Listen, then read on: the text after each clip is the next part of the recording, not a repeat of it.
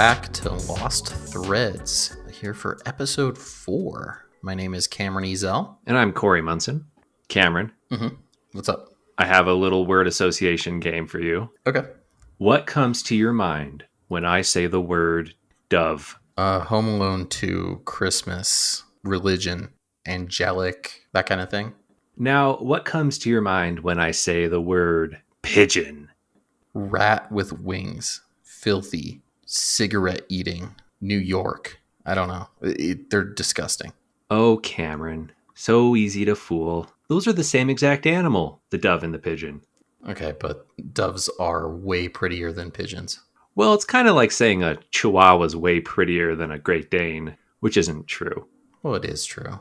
Maybe you can try to convince me that they're not trash birds. Well, Cameron, challenge accepted, because today we are going to be talking about the sordid history of probably the most maligned bird, the pigeon. Except for maybe seagulls. What does it mean if I say that an animal is wild? It has lived, and all of its ancestors have lived in the wild, but isn't really domesticated. I guess we'll get into that term. Exactly. They do fine on their own. They can live their entire life without ever seeing a human or being exposed to human society. Let's talk about tame. If I say that an animal is tame, what do I mean by that? I assume it's still a wild animal, but it's not going to lash out and hurt me. They tolerate humans being around, like park animals, probably rats and mice that live in cities too. Not intentional. Make them famous, like Pizza Rat. I don't know who that is. It was like an internet video meme from like 7 years ago of just a rat carrying a big slice of pizza up the stairs from a New York subway. Oh, so while we're talking about rats, like, you know how all dogs come from the same species of wolf? Kinda.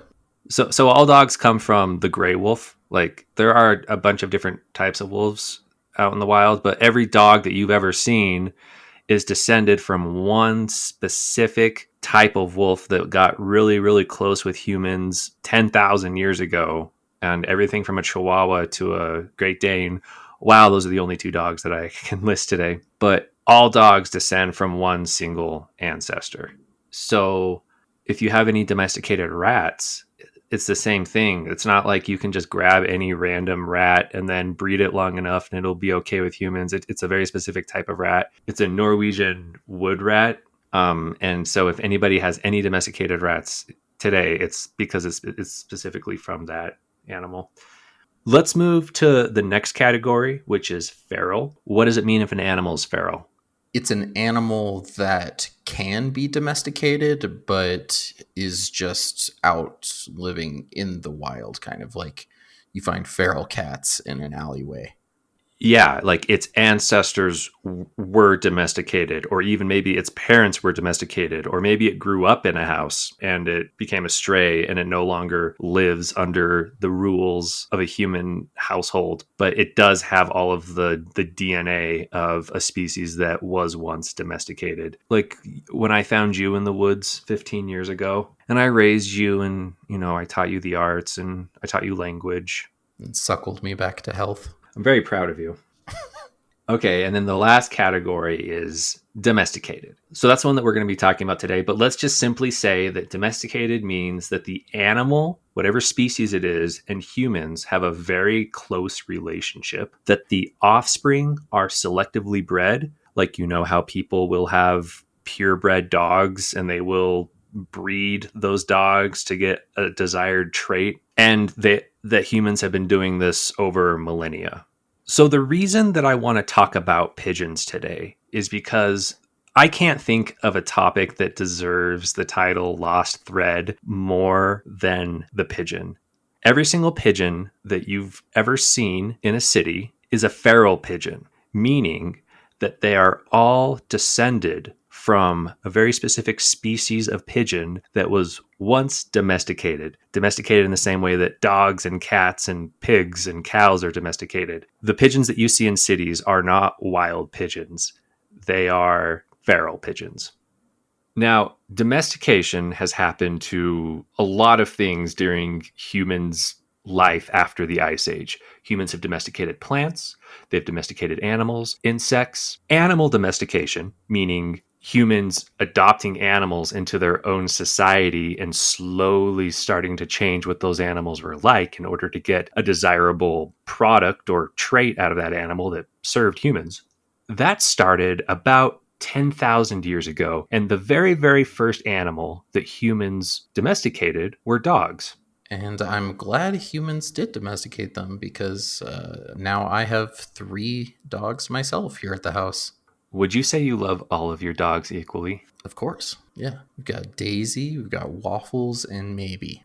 Humans domesticated dogs, not really for their meat or because no one drinks dog milk, as far as I know. Ugh. Dogs were mostly brought about because of their ability to assist in hunting and like their security. If you've ever gone on a walk in an urban area before, you can definitely attest that dogs don't enjoy having anybody come near their territory, and they will let you know that they're not happy about it. So dogs barking to alert people that someone was coming near, like that was a really useful thing for early man to have. A little bit later on, about 9000 BCE, sheeps and goats came about. Humans really liked having sheeps and goats around because they provided everything that our early ancestors needed, like wool and milk and meat. They were like walking textile and meat factories that could be shuffled around wherever. 7000 BCE, cattle and pigs came about. They have a ton of meat on them. So, put them in a pasture, they ate as much as they wanted, and then you could slaughter them and eat throughout the winter. It is kind of crazy to think that before we domesticated cattle and pigs, that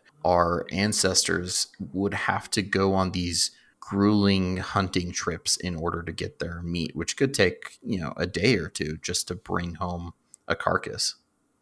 So by about 3000 BCE, cats, horses, donkeys, and camels start to become domesticated. And cats are kind of interesting because there's not a lot of domesticated animals that are carnivores, because it has to eat other animals in order to get big and strong.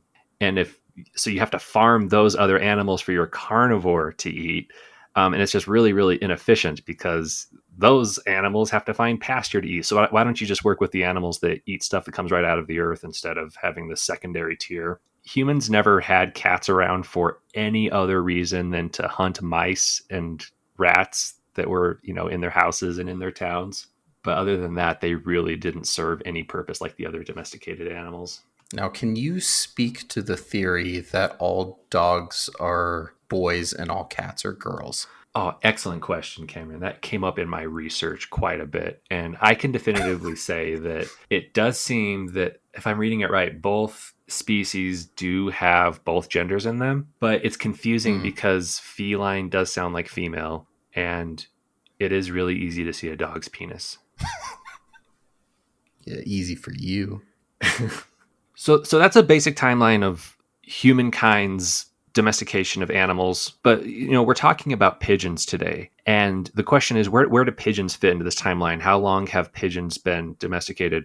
Well, it's kind of hard to establish that with birds. Bird bones disintegrate and they don't hold up well in archaeological records. So, that's a rough estimate based on writings or paintings or whatever. There's research that says that pigeons have been domesticated anywhere from 3000 BCE to 7000 BCE, which is right up around the time that cattle and pigs were domesticated. So the point is, pigeons have been with humans for a very, very, very long time, and they were intimately linked to many early civilizations. So you mentioned before that all dogs are descended from specifically the gray wolf, right? I'm just wondering how that even begins. That's a great question. My answer to that comes out of the work of Jared Diamond, who wrote Guns, Germs, and Steel. And in that book, he does talk about why certain animals can be domesticated and why some animals can't be domesticated. Really, it turns out that the list of animals that humans can actually domesticate is pretty darn small. So, there's thousands of species of birds and animals and insects, but most are not able to be domesticated. And it's not for lack of trying. Humans have tried to domesticate basically everything out there, from cheetahs to bears to zebras. If an animal is still wild, like a zebra, there's a good reason for that.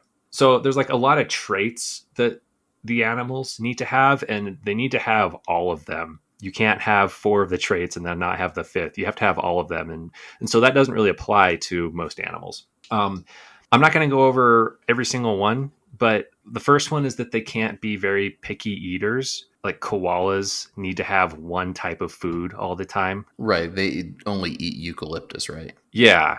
And if an animal only likes to eat one certain kind of meat or one certain kind of plant, that makes it really, really hard to have that animal kind of grow in large populations. Joe Exotic, the Tiger King, domesticated his tigers, and they just ate Walmart hot dogs. Joe the Tiger King tamed his tigers. There is no domesticating a tiger. Well, so that kind of brings me to the next one, which is they need to be comfortable breeding around humans. And the example that Jared Diamond uses for this one is cheetahs. So humans forever have been trying to domesticate cheetahs, because how cool would that be to just have this pen of gigantic house cats that can go 60 miles an hour and join you in battle? But cheetahs are really, really weird about their sex life. They don't want to mate in an enclosure. Their mating ritual consists of them like sprinting across the plains at high speeds for long distances in order to do their courtship. So with a mating process that complicated, it's really hard to accommodate that, and it's very, very hard to breed cheetahs in captivity. Another thing that animals have to have in order to be domesticated is they need to have some sort of a pack or a herd mentality that they would be able to imprint upon humans the role of a leader or the head of the pack. The only exception, again, is cats. They are generally solitary hunters. It's really weird that cats decided that they wanted to be domesticated. I don't completely understand it. Yeah, that doesn't make much sense. Maybe they're just brilliant and they just found a really good deal. Well, I mean, yeah, right? Like they're like, I'll hang out with humans and I'll get all the rodents that I want, and then they will try and curry favor, but I might give it or I might not. The last one is that they have to like being around humans, and they can't be too aggressive or too panicky. So, like with the example with the gray wolf, it could just be that out of all the other breeds of canids and out of all the different types of wolves, those ones had a predisposition to not being as afraid of humans and was willing to approach, early Stone Age man. And over time, they got more and more comfortable.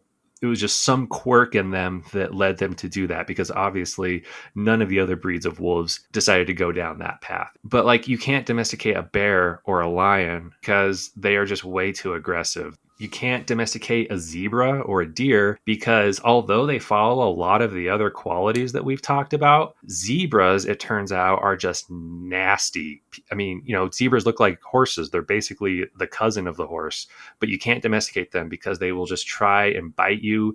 They do not like to be handled at all. I still remember going to the San Diego Zoo as a kid and being terrified of going near the zebras because one of the zookeepers told us that if they bite your finger, they won't let go until they've got your finger off of your hand. Oh my God. So let's get back to pigeons. They tick all of these boxes. They enjoy eating whatever, and they'll gladly eat whatever humans throw out. They don't mind mating. Like cigarette butts and Band-Aids and used needles. Well, you know what? Is that the pigeon's fault, or is that the human's fault for deciding that belongs in the street? You're right. We're the virus. Like, they don't mind mating in public, and they don't mind mating around humans. They actually don't mind being around humans at all. Like, if we're talking about feral pigeons in cities, which were once domesticated, so they're even more chill. But like, you can sit on a park bench and a pigeon's just going to walk around your feet and not even notice that you're there. They are really social animals. They love being around other pigeons, and they love being in groups, and they will follow a leader.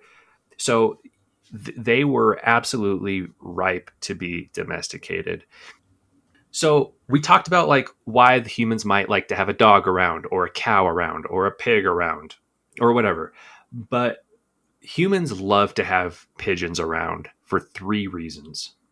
The first reason is that they're nice pets, and if they can be selectively bred just like a dog can, and you can try and get certain traits out of the offspring. You can make really, really attractive and good looking pigeons. We're not talking about the ash gray pigeons that you'll find in a city. Yeah, you sent me a link to a bunch of different pigeon breeds that were really cool and crazy looking. Yes, we will post that on the site. It's from the American Pigeon Museum, which is in Oklahoma City. But they have a whole gallery of domesticated pigeons, which are just, I mean, they run the gambit. There are some beautiful, beautiful ones in there with like purple metallic sheens on their necks or kind of big bell bottom pants that are just, feathers. There's some really neat looking ones.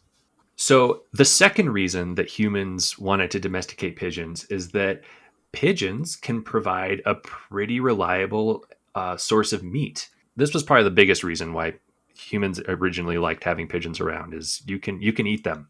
I still can't wrap my mind around the idea of eating like a city pigeon. And I know No, that's not what you eat, but it's just, I can't get that image out of my head.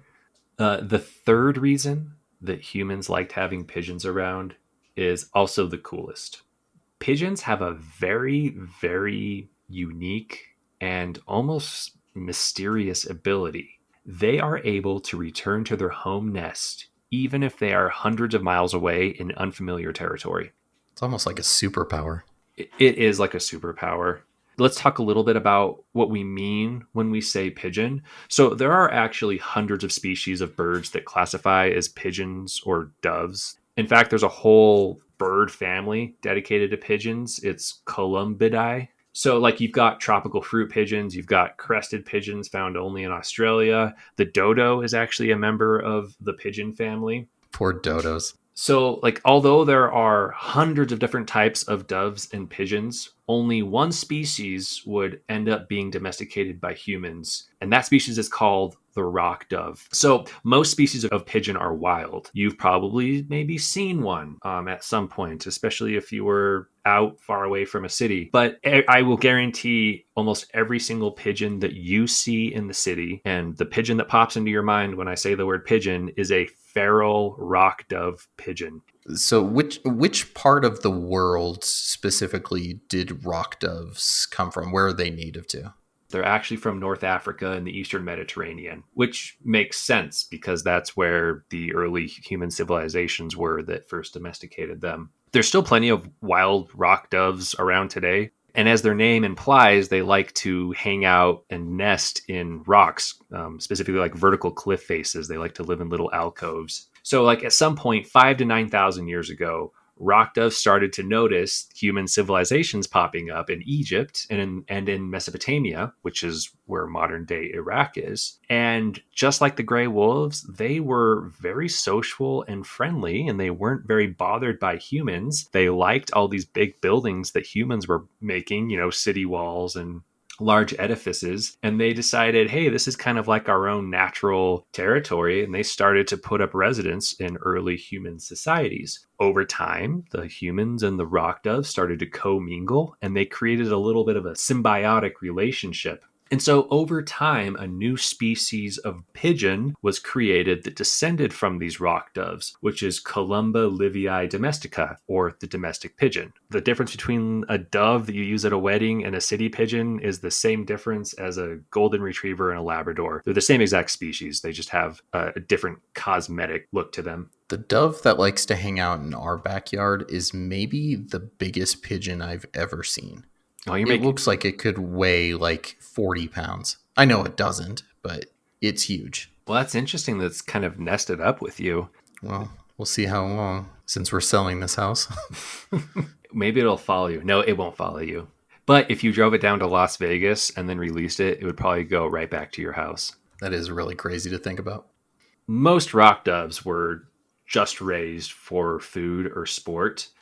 Like even from the ancient era, pigeons were used in races and they were used as decoys for hunting birds of prey. But let's talk about food for a second. It's really strange to, as you said earlier, it's really strange to look at feral pigeons today in the city and think like, I want to eat those. But they were a huge food source for a lot of early civilizations, even up to the medieval ages. Like you hear like a pigeon pie. If you get a chance, look up something called a columbarium. And I just sent you a picture of one, Cameron, so you can see what I'm talking Yeah. about here. Super cool looking. Yeah, so it's basically like most of these were underground, but you could make these out of like a mud or stone tower. But it's an underground cave that is just pocked with hundreds, thousands of these little alcoves. And it kind of simulates what a rock dove would have in the wild, where they like to just hang out inside of a cliff wall. But these are like pigeon farms. And there's just enough space in these alcoves for a mama pigeon to lay its 2 eggs and to because they always lay 2 eggs, and to raise those 2 pigeons. And yeah, I mean, when these were in their prime, the ones that we're going to show are just ancient excavations from specifically ancient Israel, because Israel had a bit of a covenant with the pigeons because there weren't a lot of animals that they could actually sacrifice. But pigeons were definitely one of them. But also they were, like we said, just a fantastic food source. So you'll just see these gigantic columbariums filled with thousands of these holes. And I just imagine that in its day, it was kind of a sight to behold. I mean, it doesn't attract pigeons today. They might. I mean, a lot of these are kind of crumbling and they're just tourist attractions now. The other cool thing about these columbariums is that people were able to harvest, pigeon droppings. And today we see those as an anathema, but it's free fertilizer, right? Pigeons go out, they eat whatever they want, they produce droppings, and then you just put that on your crops and bam, you're good to go. You got your phosphorus. Now, pigeons have been eaten for thousands of years, but some listeners might be surprised to hear that they are still eaten today. It's a little bit of a taboo just based on the conversation that we're having, kind of squeamish about even the thought of eating those things. I remember going out to Chinese restaurants when I lived in Boston, and squab was always on the menu there. Wait, what is it? What's it called? Squab. Squab. Squab. And it's just another name for pigeons that you eat. Have you ever had it before? I haven't, because I just can't get that mental block out of my mind about just eating what is essentially, the rat with wings that I mentioned earlier. I hear it's really, really good. Yeah, I've heard it's good. It's, kind of gamey. Don't prepare it like chicken. And there's very specific things you have to do to raise squab. If a pigeon can fly, which it can after about maybe like 4 weeks, it's too old to eat. It just tastes disgusting, apparently. Wait, so squab is like veal? Kind of, yeah, just really young pigeon. So they're small and they're typically cooked to medium rare, which, kind of sounds gross when you're talking about eating chicken or something like that, but you're not going to get sick from eating medium rare pigeon. If you cook it beyond that, apparently it has a taste more like liver. Okay, so let's get into the real squab of this episode and talk about the thing that makes domesticated rock doves so freaking cool. I talked about it earlier. It's their homing ability. There are, like I mentioned, there are hundreds of other species of dove and pigeon, and some of them can home, but definitely not all of them. And of the ones that can home, rock doves are, from what I gather, are just the kings of it. And they might even be the kings of doing it in the animal world. In all the research that I did, I couldn't find anything that even compared to what rock doves can do. Like a lot of animals, even besides birds, have some sort of a homing ability in them. Like birds are known for migrating from one place to another. Turtles and salmon are famous for being able to return to the same place to do their spawning. And I don't know if you feel this too, but like when you are in a parking lot, you might not know where your car is, but you have like a general sense. But like what those animals do, like does not compare at all to what the rock dove does.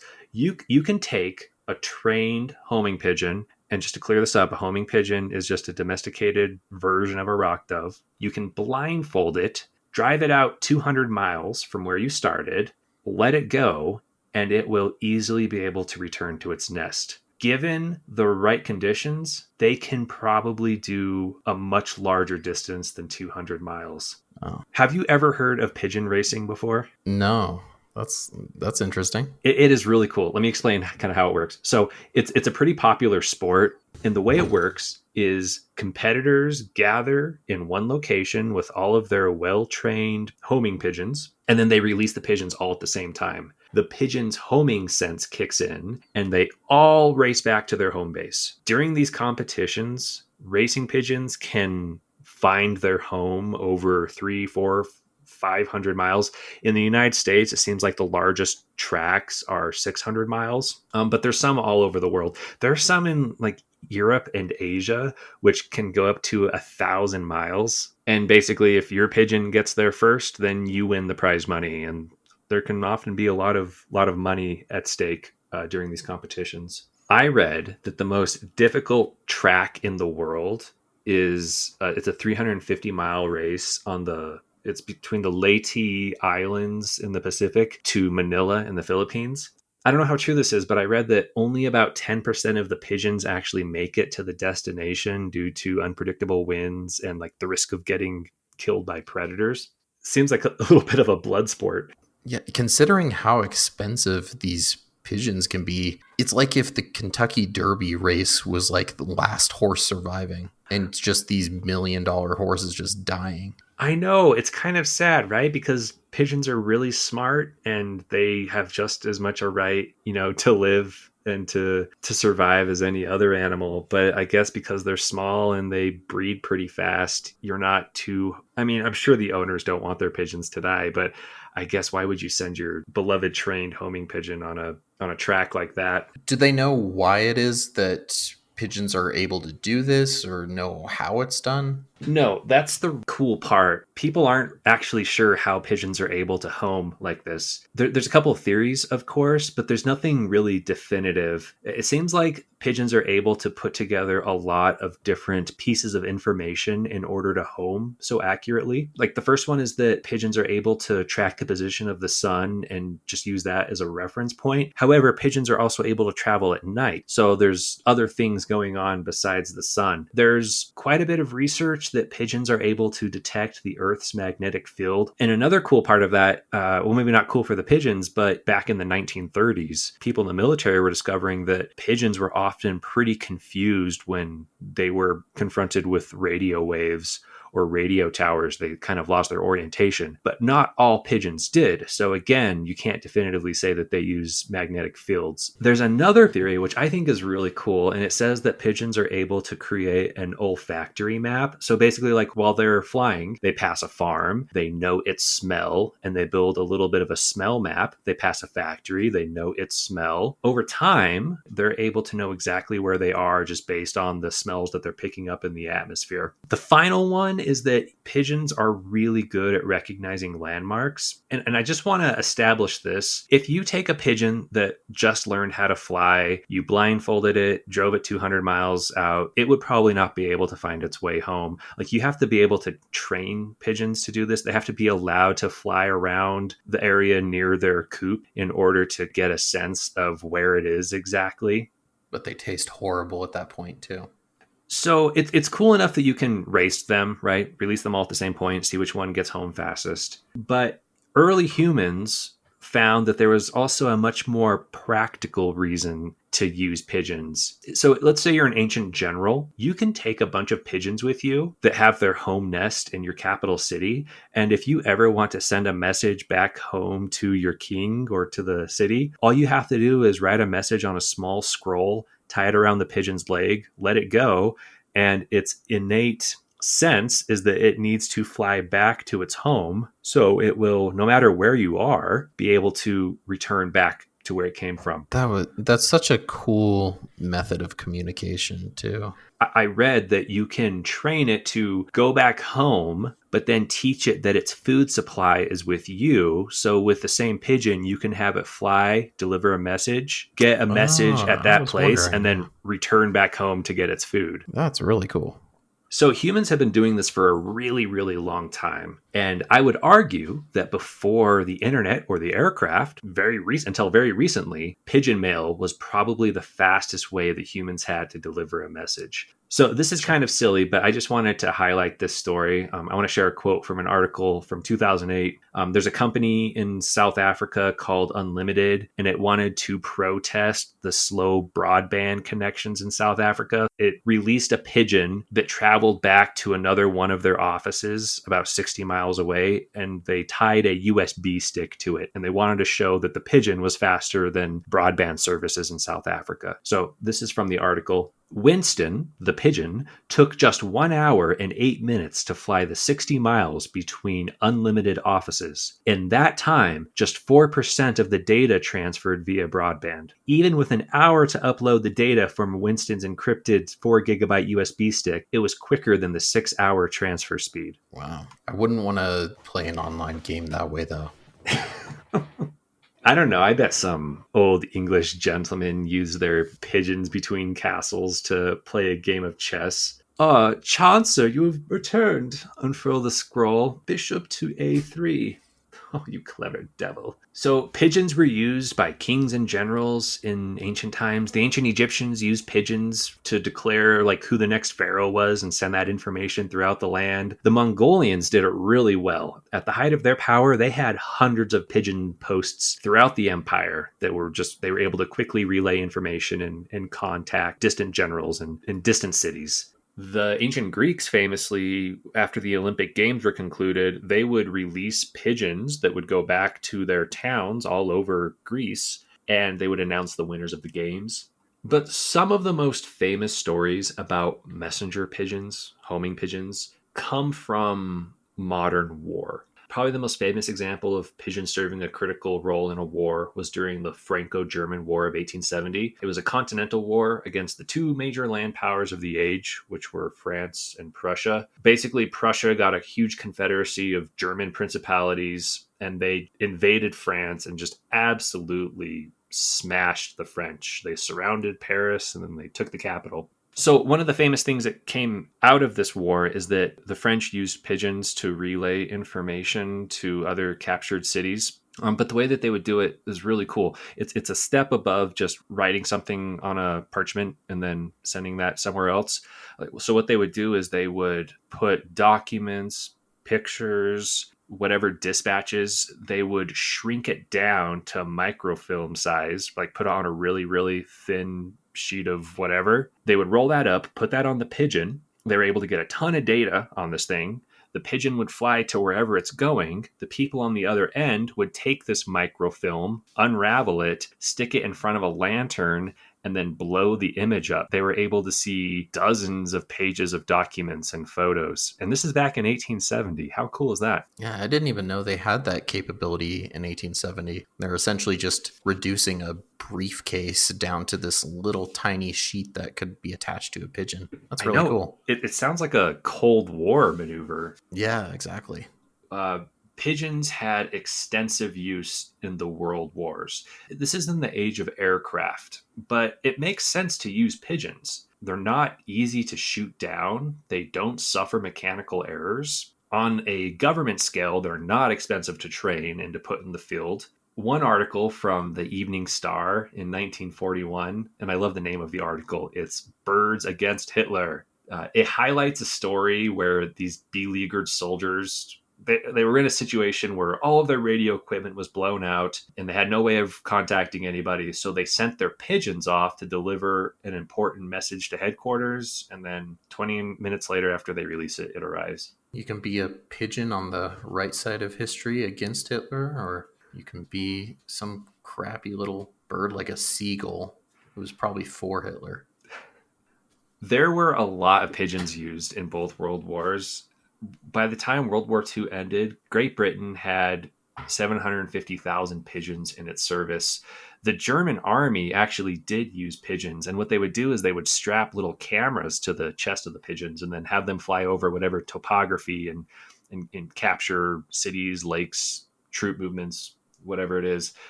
The Royal Air Force, the RAF, actually had a pretty clever system in place where to collect information and data about the Germans, they would just drop caged pigeons over towns, allied troops, whatever. And the cage would have instructions like fill out this questionnaire have you seen any Germans? How many Germans have you seen? Where are they going? You fill it out, you attach it to the pigeon, you let it go, and then it'll fly back to home base, wherever that is. The public and the military loved their pigeons. If you search newspapers from World War I and World War II that talk about pigeons, they just gush with their appreciation and their love for these heroes that are, relaying critical information and saving lives. Here's a story from a 1918 article titled Homing Pigeons Aid Pershing. Pershing was the commander of the American Expeditionary Force in World War I. During December, a patrol boat released a pigeon as it was torpedoed by a German submarine.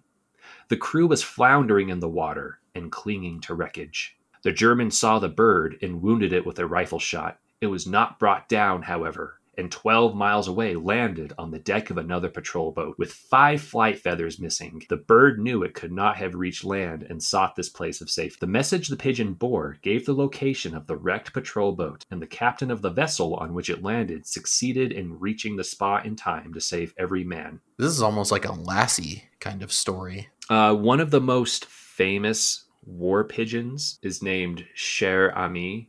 It was a pigeon during World War I.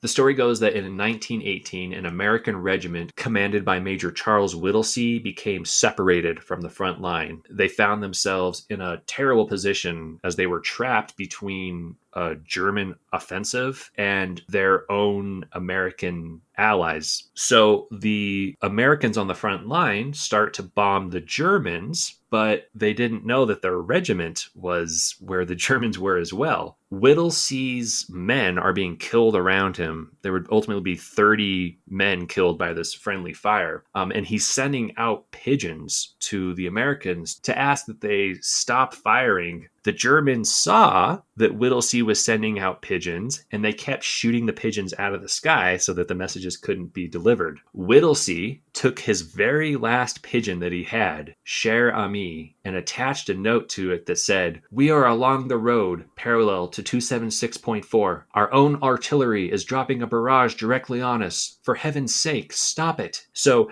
they release Cher Ami. It takes up in the air, and it's immediately shot down, and its leg is blown off. But she gets up again. She's dodging bullets along the way. She makes it through, and she lands at the American front line and delivers the message, and probably saved the entire regiment from being destroyed. Throughout the war, pigeons were heavily decorated and honored for their work, and Cher Ami is actually on display at the Smithsonian today. Wow, that's really cool. You know what? I'm a big fan of pigeons. I like what they're doing.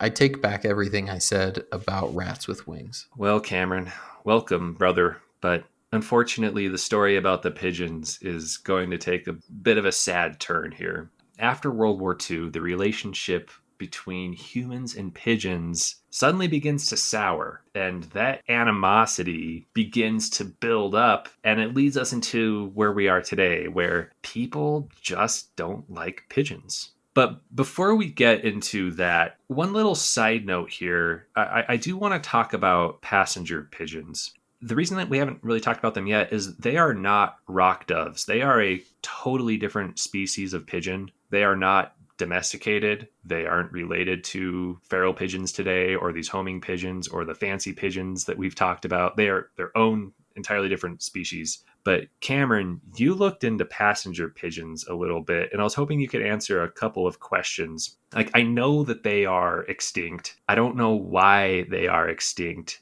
I know that there used to be a lot of them, and they're gone. Yeah, it always kind of astounded me because I read these stories from the late 1800s, early 1900s, where passenger pigeons were so abundant that they could just block out all the light from the sky. There would just be like billions flying overhead, and it would leave a town below just covered in pigeon poop and just be completely white.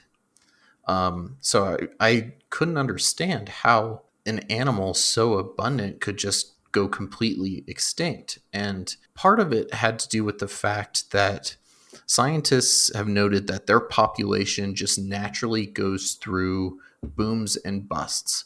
And it's part of their evolutionary trait, which is called predatory satiation, which just speaks to itself kind of, is that there's so many of them. Predators can only eat so much. So you just kind of, it's a numbers game for survival. If there's enough of these pigeons, they'll survive all these predators. That's like how But cicadas work too, right? exactly, yeah. And the problem is humans started hunting them. So, they were set up, evolutionarily speaking, to work with their existing predators, where there was enough of them to go around and they could quickly reproduce. But once humans started hunting them, they were already going in between their boom back into a bust. And all of a sudden, there weren't enough pigeons for this strategy to work. So humans started killing them off too quickly. Their predators started killing them at an abundant rate.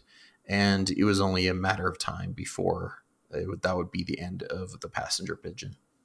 So, if around the beginning of the 20th century, end of the 19th century, we had so many domesticated pigeons and people kept them as pets, how did we get to the point where cities are just overrun with feral pigeons and nobody has them anymore? One of the big reasons to have a pigeon was because of its homing ability. And once new technologies were developed, the homing pigeon, its ability became sort of obsolete. I would guess after World War II, like there were so many pigeons because of the wars, but governments didn't really need them anymore. People fell out of interest with the hobby, maybe because they had TV now.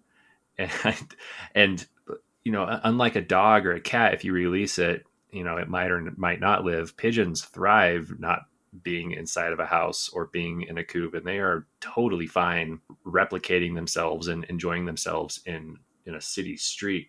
So like not only were cities just great places for pigeons to find a place to live, like on skyscrapers and bridges and whatnot, it replicated their native habitat, but pigeons also have kind of a unique ability amongst birds where like a lot of birds need to have seeds and nuts and berries. Rock doves can kind of eat whatever. They can eat garbage. And the way that they feed their young is they actually turn all of this stuff into kind of a milky substance, and then they regurgitate that into their kids. So it doesn't really matter what food is available because they can just process that food and are able to nourish chicks. So once pigeons were out in the wild, they still once pigeons were out in cities, they're still hanging around humans. They're still doing things that they've always been doing for thousands of years, but just the conditions in cities made them so successful. By about the 1960s, people and the press started to notice that there was a pigeon problem. People were getting upset with the huge population of pigeons in cities and all of the droppings. Papers were reporting that pigeon droppings were killing people, which was not at all substantiated. Like, that's not true. And then there became like a new generation of humans that had only ever seen rock doves living in cities. I read one article that really credited Woody Allen's 1980s film, Stardust Memories, for coining a phrase which basically sticks in the mind of everybody when they think of a pigeon. Do you know what that phrase is? No, I'm not a Woody Allen fan. You used it earlier today. Oh, is this Rat with Wings? Rats with wings. I didn't know that was Woody Allen. That's disappointing. Cities today have to try to figure out how to control their pigeons, and there's a bunch of different ways to do it. They can try and get people to not feed pigeons. Some people try to exterminate them with poisons, but I mean, but that's like an impossible task. There's just so many pigeons, and they're just so easily able to procreate. I read that Melbourne had a pretty interesting solution. In 2015, they built this huge $70,000 metal coop that was designed to replicate like what rock doves like to see, like a bunch of alcoves. And basically what their plan was there is that the pigeons would go inside of this gigantic structure, and then workers would go in and remove the eggs to try and drop the population down. The pigeons never took to it because, this is quoting from the article, the nature of the pigeon is that they find a home and they stick with it. So finding them somewhere else to go is a bit of a dream. Ultimately, pigeons are just too closely linked to human society. Their success was based on human habits. So if you're going to have them live in a human environment, you're not going to ever remove the thing that made them so successful in the first place. Yeah, they're with us till the end of humanity, I'm assuming, at this point. I saw a pigeon in the parking lot, and it was like I hadn't seen a pigeon since doing all of the research for this. And then I just saw it, and I was just like, hey, little buddy, I know your story. Well, thanks for giving me a different perspective on pigeons, because I won't lie, I've always seen them as a nuisance whenever I'm in a big city. But I think this has given me a newfound appreciation for pigeons. So, Cameron, when I say dove, what do you think? I think pigeon. That's a good place to end it. Well, thanks again. We'll be posting some pictures, some links on our website, lostthreads.org, and we'll catch you next time.